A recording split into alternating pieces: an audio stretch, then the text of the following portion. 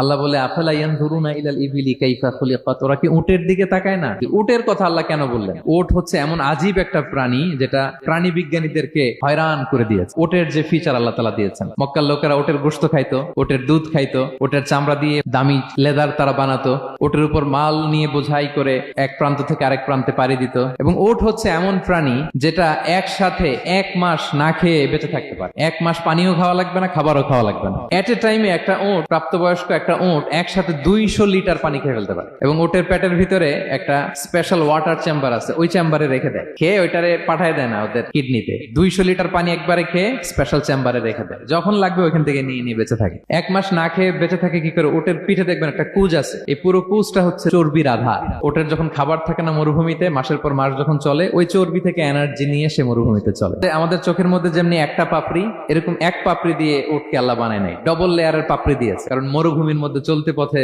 লু হাওয়া থাকবে, মরুভূমির সাইমুম, বালুর ঝড়, এই ঝড় মোকাবেলার জন্য, লু হাওয়া মোকাবেলার জন্য ডবল লেয়ারের চোখের পর্দা। একটা পর্দা ফেলে রাখে আর একটা খুলে সে হাঁটতে থাকে, তার কিছুই হয় না। সুবহানাল্লাহ। এবং মরুভূমির মধ্যে যে ক্যাকটাস আছে, গুলমলতা, বড় বড় কাঁটা জাতীয় গাছ, যেই কাঁটা পৃথিবীর কোনো প্রাণী খেতে পারবে না, কিন্তু একটা উট অনায়াসে খেয়ে ফেলতে পারে। উটের জিহ্বাকে এবং পাকস্থলীকে আল্লাহ এমন স্পেশালি মেড করেছেন, যত কাঁটা দিবেন খেয়ে সাবার, ওর কিছুই হয় না। আরে উটকে নিয়ে গবেষণা করলেই তো উটের মালিককে খুঁজে পায় তারা।